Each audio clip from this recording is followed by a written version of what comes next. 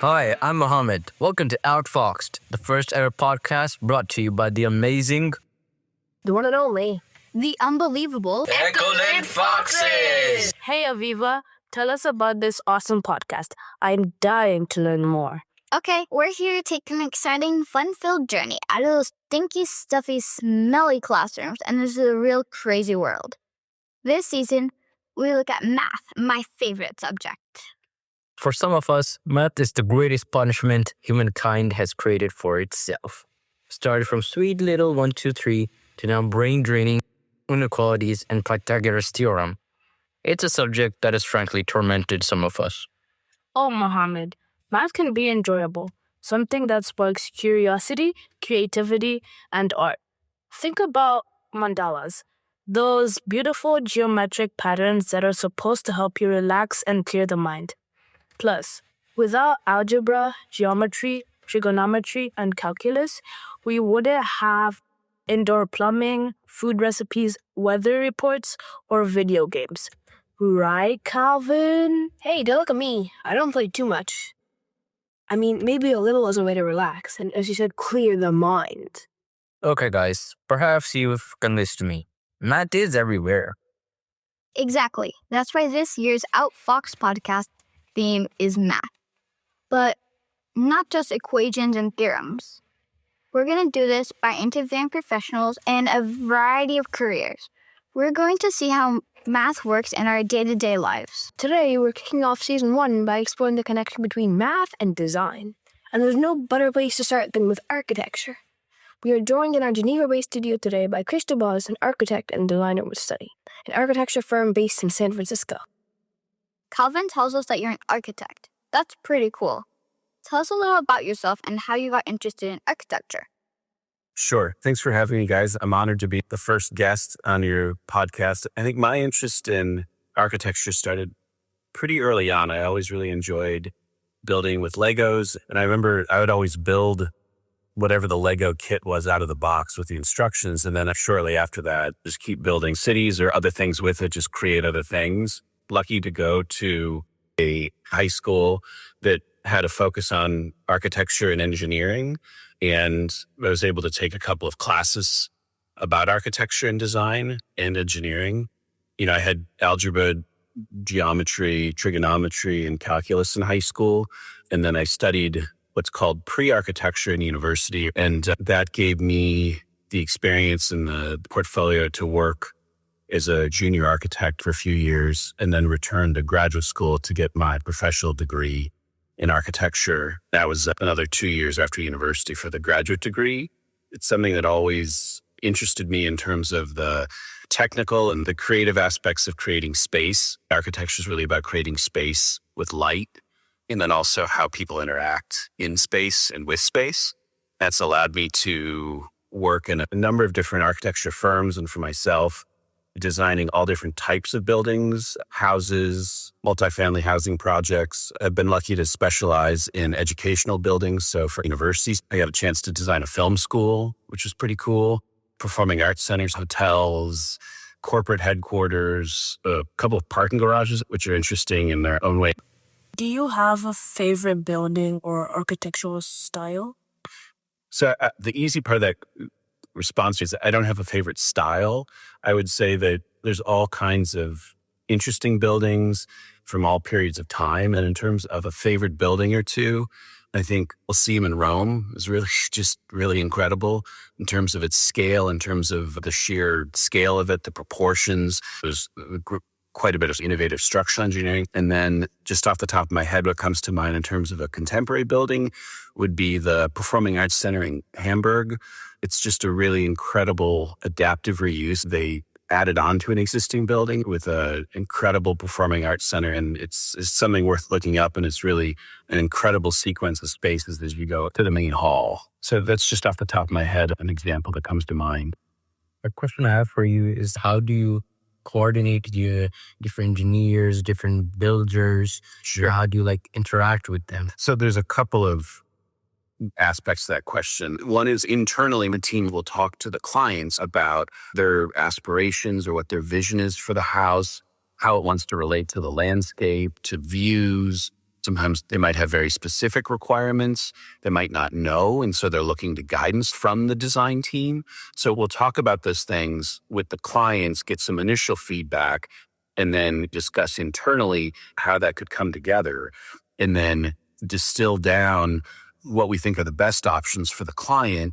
It's an iterative loop of finding the right solution or the right design idea to meet their vision. Once we agree that this is the right approach, then the architect will take it and go into the technical drawings called construction documents.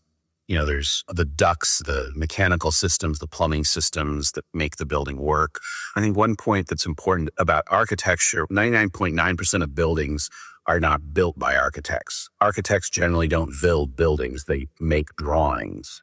It's like a musical composer who writes a score and then someone else plays it. That's kind of an interesting aspect to our work, I would say. For our listeners out there that are thinking about becoming an architect, what skills or classes should a middle or high school student start focusing on now? I think being able to draw, to paint, pursuing fine arts is really important. It's not the only aspect of it. I'd say it's not required yet, but it will be required for a university program. And then also I would say it's equally as important to have a basic understanding of mathematics, especially if you're going into, say, structural engineering. But for the practice of architecture, geometry, trigonometry are really crucial. And then a really keen understanding of psychology and sociology, that is how people interact. And so I think that is to say being really observant, being a really keen observer of space, but also how people use it, how they feel, how they move. What role does AI play in your job?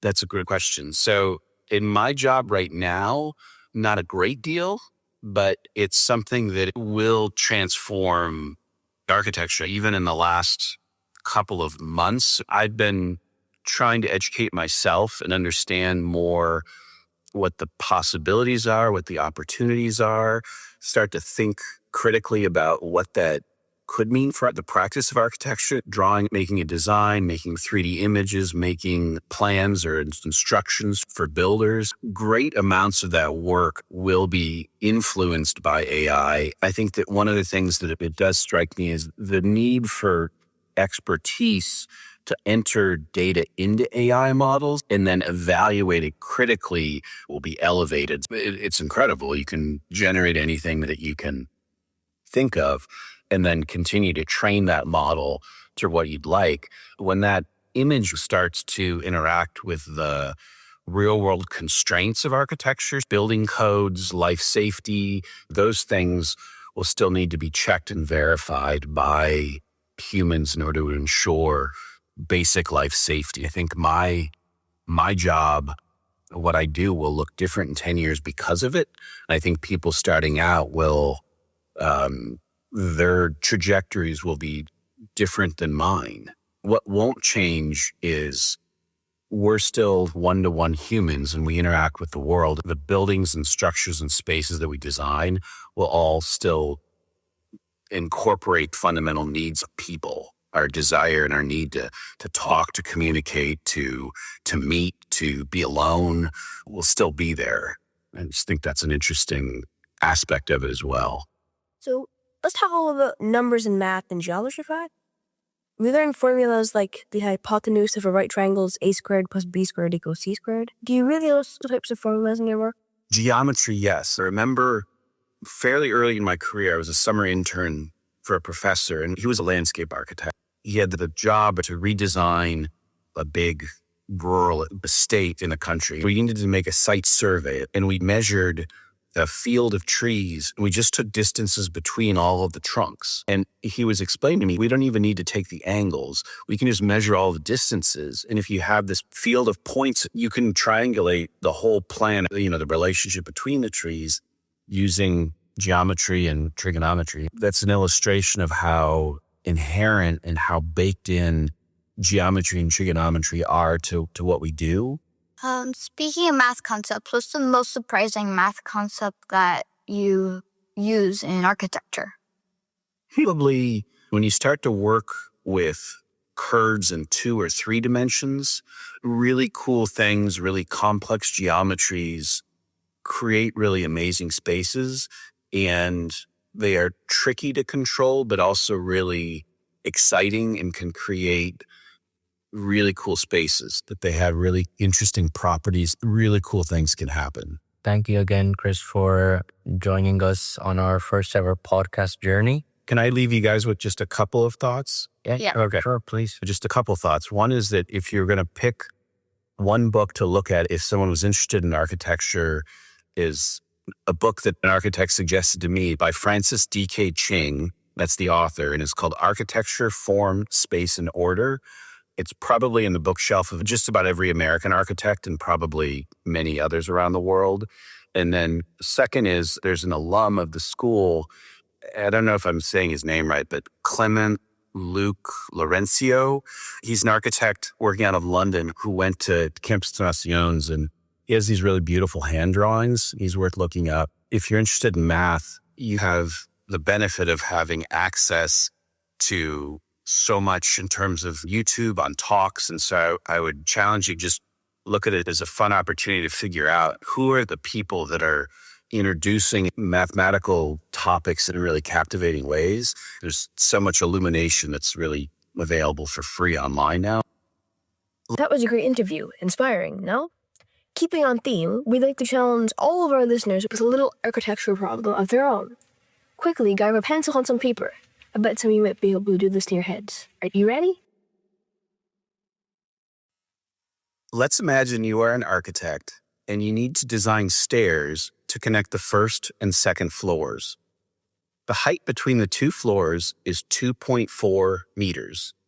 The average riser, the vertical distance of each step, is 20 centimeters, and the depth of each step from front to back is 30 centimeters. If your staircase was straight, that is, no turns, how many steps would your design require? What is the length of the base? If you don't want a spoiler, press pause. Otherwise, let's solve this together.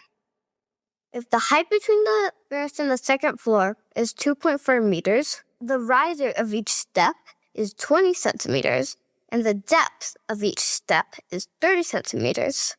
First thing we have to do is we need to make our units match. Convert 2.4 meters into 240 centimeters.